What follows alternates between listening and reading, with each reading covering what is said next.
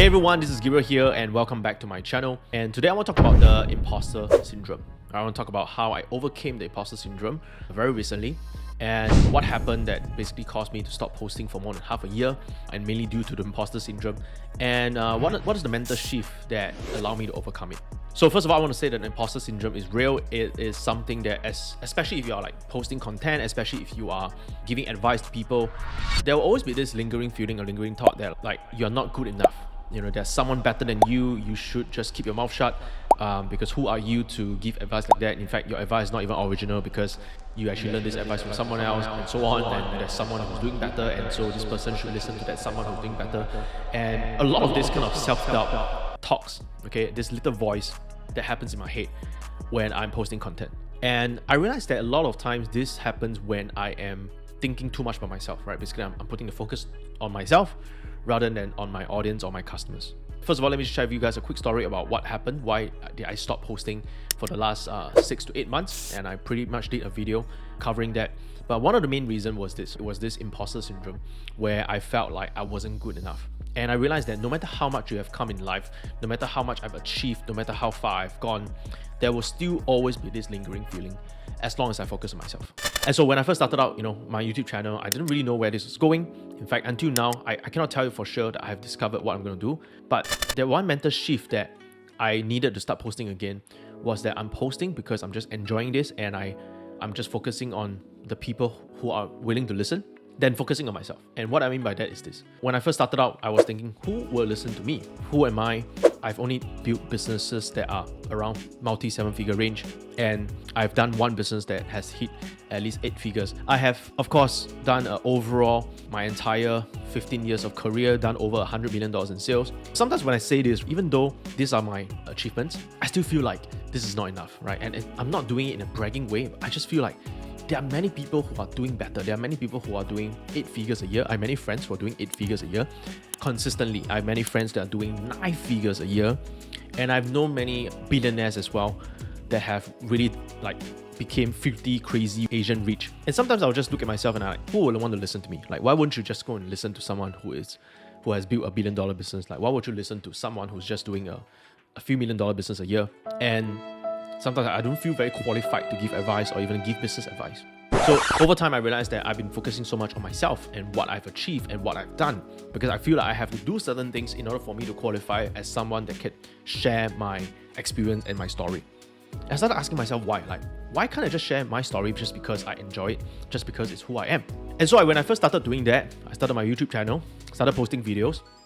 But along the way, I forget about it, right? I started focusing on myself again. I realized this is something that is a push and pull thing, right? I would overcome it, then I would forget about it, and then I would start focusing on myself again, what I've done, what I've achieved. There's always another level, right? When I have achieved a new level, that's where I start to look at myself again. And then I will overcome it, and I realize that it's not about what I've done. Then when I achieved another level, right, that's where I started looking at myself again. And recently, I stopped posting for about 6 to 8 months. When I stopped posting, I thought nobody would care because I don't have a huge channel right now. But as I started going to networking events and meeting people, I have people who basically recognize me at those entrepreneurial events and say, hey, you are the Gabriel, right? I've seen your ads, I've seen your videos, I've seen your YouTube channel. What happened to you? Why do you stop posting? And I didn't really even realize, because most of my videos don't even have over 1,000 views. Sometimes some of them have. But I realized there are people actually watching, and they are watching consistently. And so they will come to me and they say, Gabriel, there are some of the videos that you have posted, you're just very real and you're very vulnerable with some of your story. And I was impacted by that. And they were very encouraging to me.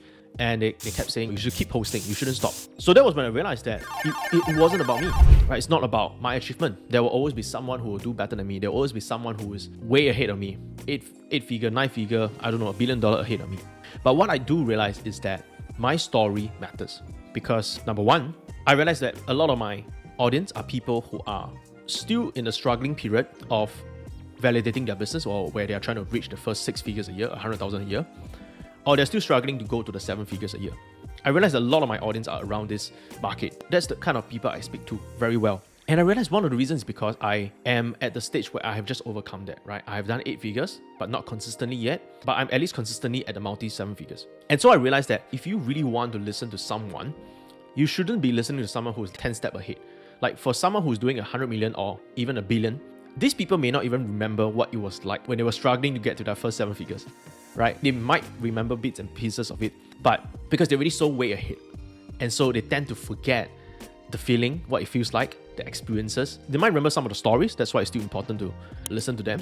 But many of them has went so ahead that they forgot what was the previous step. Or perhaps what they were doing at the 7-figure range, it is already outdated because it has already been a few years down the road. And because we're working in a very fast-paced, fast-changing economy, some of the advice doesn't really make a lot of sense anymore. But because I've only just been 1 or 2 steps ahead, I'm able to give very relevant advice to people who are still struggling to reach the 7-figure mark. So I realized I'm doing all this wrong. I was looking at myself thinking that I need to reach 100 million a year in order for me to give advice. But yet, because I'm still at the multi-7-figure mark, my advice is much more relevant to someone who's still struggling to reach their first 7 figures or who is struggling to go from 7 to multi-7. I realize it's just really shifting our focus onto our audience instead of us. And the other thing is my story. My story is unique to myself. I just want to say that I have lived through my own life, my own experiences, my down moments.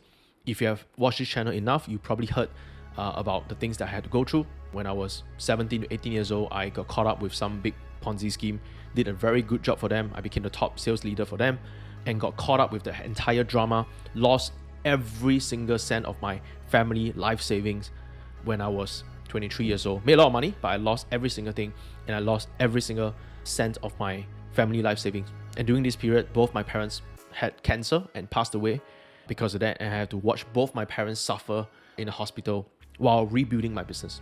And I was the only child, which means that I had no other blood-related family that was able to give me any moral, mental support and so on. This was basically the summary of my story and what I had to go through.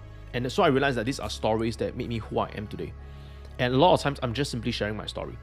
And those people who listen to my story, they felt they are not alone because they have just lost someone, or they are in the middle of a struggle in a business right now and they find that they're nearly going to give up.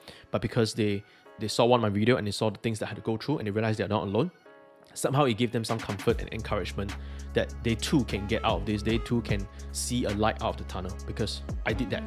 I was at a point where I was suicidal, lost both my parents, lost every amount of money I had, and I couldn't see the light at the end of the tunnel. But eventually I did. By God's grace, we are financially comfortable. By God's grace, my business is doing pretty well, and I have a lot of options in life right now. I'm not filthy rich yet, but a lot of options in life, and I'm very blessed. I feel very blessed and very grateful for where I am today. My story is unique to myself, and I realized that the reason why I go through what I went through is so that I could minister to others, so that I could share this story to empower others. So to end this video, this is supposed to be a short video. I realized the biggest shift is, instead of shining the light on myself, where I have to shine, right? Because that's where I start to compare myself with other people and I start to have the imposter syndrome. I have to shine the light on my audience. That I'm doing this, I'm sharing my story because I went through this, and if I don't share my story, it's just going to be a waste. I'm doing this because I enjoy sharing, not because of what I've done or what I've achieved. Because if I focus on that, I'm going to get an imposter syndrome. And lastly, how my story is impacting people. That's all. I think that's the most important thing. So if you're posting content online and you're posting for the sake of trying to grow your followers, you're posting for the sake of trying to make money, then I feel that you're going to have a really hard time. Now, I know that there might be other kind of people that will give different advice, but that's what I realized after talking to people and after going through this myself. I realized what's important if I really want this to be long-term and sustainable is that I have to just enjoy doing videos. I just have to enjoy sharing my own story. And if my story can just impact a few people's life, that's good enough. I don't need to reach out to millions of people. And as I start enjoying this, then that's where I feel that I can start posting more and I can make this sustainable. And if you're enjoying sharing all this, then there's no need to look at big numbers, then there's no need to look at your achievement in order to share your story. Let me know what's your biggest takeaway in the comment section below. I'll be reading and replying to every single one of them.